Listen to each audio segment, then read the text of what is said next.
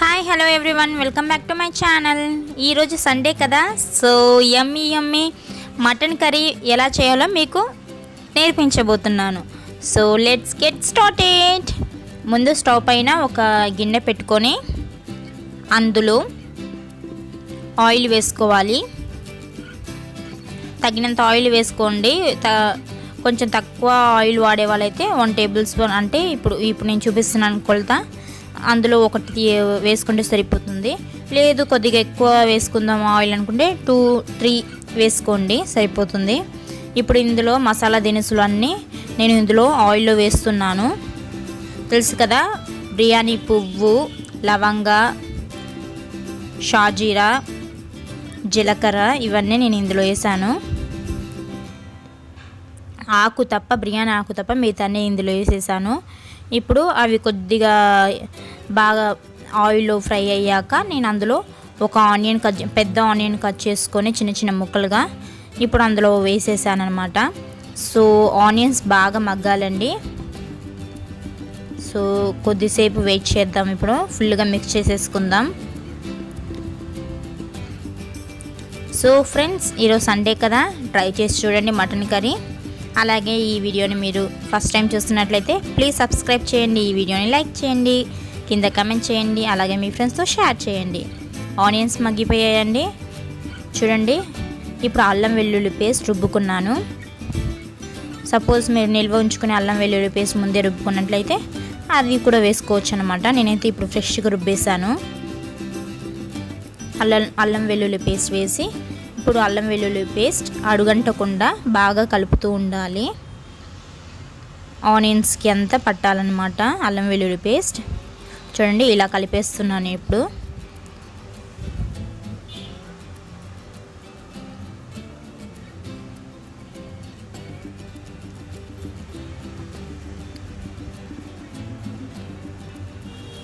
So friends, రేపు వినాయక చవితి కదా,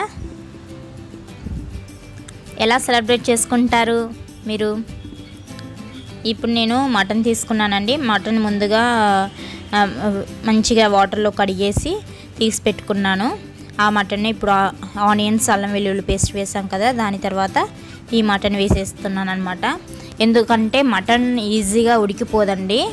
so అందుకే మనం ఇప్పుడు టమాటోస్ వేసాక మటన్స్ వేస్తే కనుక మన టమాటోస్ వేసాక మటన్ వేస్తే కనుక మన మటన్ ఉడకదనమాట. సో టమాటాకు ముందే మనం ఇలా మటన్ వేసేసేయాలి. ఎందుకు అంటే టమాటోస్ పులుపుదనం కదండి, టమాటోస్ పులుపుకి మటన్ అనేది ఉడకదు ముక్క. అందుకనే మనం ముందే వేసేసుకొని అందులో తగినంత సాల్ట్ వేసుకున్నాము. సాల్ట్ ఉప్పు వేసుకొని బాగా మిక్స్ చేసేసి మూత పెట్టేసాము. ఒక 10 to 15 మినిట్స్ తర్వాత, అంటే స్లో ఫ్లేమ్లో పెట్టేసి స్టవ్ చిన్నగా పెట్టేసి చూడండి, ముక్కలు ఉడికిపోయాయి. ఒక 90% వరకు ఉడికాయి. సో ఇప్పుడు ఇందులో మనం ఒక పెద్ద టమాటో కట్ చేసి పెట్టుకున్న టమాటో ముక్కల్ని అందులో వేసుకుంటున్నాము. ఇప్పుడు ఆల్మోస్ట్ ఉడికిపోయింది కాబట్టి ఇప్పుడు ఏం ప్రాబ్లం ఉండదండి. 90% వరకు ఉడికేసింది మటన్ ముక్కలు. ఇప్పుడు టమాటోస్ వేసి బాగా కలిపెట్టుకుందాం. టమాటోస్ కూడా మగ్గాలన్నమాట. సో అందుకనే ఒక 2-3 మినిట్స్ వరకు మనం మూత పెట్టేసుకొని మగ్గనిద్దాం టమాటోస్ని.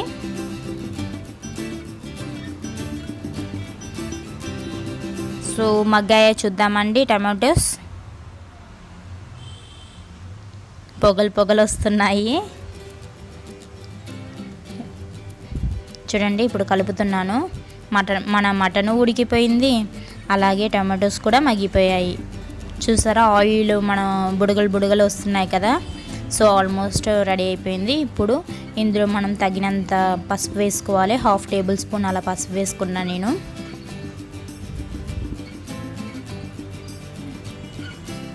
ఇప్పుడు పసుపు వాసన పోవాలి కదండి, పసుపు వాసన మనం అలాగే ఉంటే పసుపు వాసన వచ్చింది, అందుకని కలిపేసుకున్నాను. ఇప్పుడు నెక్స్ట్ కారం వేసుకుంటున్నాను. 2 టేబుల్ స్పూన్ కారం వేసుకుంటున్నాను. ఎందుకంటే నాన్ వెజ్లో ఎప్పుడైనా కారం ఎక్కువే ఉండాలండి, తక్కువ ఉండొద్దు. మనం తక్కువ కారం, అలా సాల్ట్ ఉప్పు తక్కువ ఉంటే కనుక నీసు వాసన వచ్చేస్తుంది. అందుకే కారం కొద్దిగా ఎక్కువ వేయాలి ఎప్పుడైనా నాన్ వెజ్లో. ఇప్పుడు కారం పసుపు అంతా మిక్స్ చేయేలాగా నేను బాగా కలుపుతున్నా, ముక్కలకు పట్టేలాగా.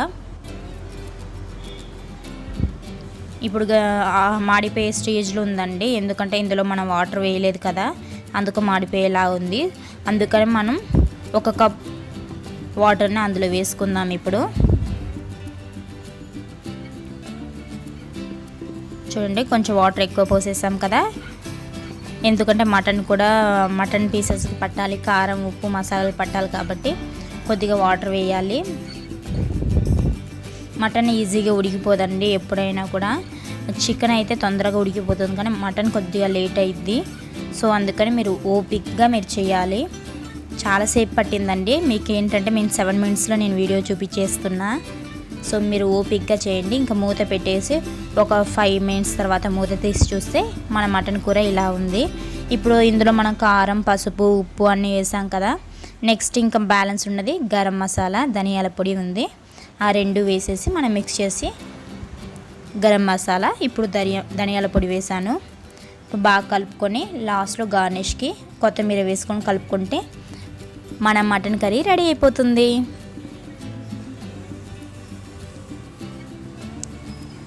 చూడండి, కొత్తిమీరని తీసుకొని చిన్న చిన్న ముక్కలుగా చిన్నగా కట్ చేసుకున్నాను అనమాట.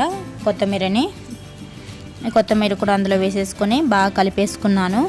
మన మటన్ కర్రీ రెడీ అయిపోయింది ఫ్రెండ్స్. సో ఎలా ఉంది టేస్ట్ అని మీరు చేసి చూసి నాకు చెప్పండి.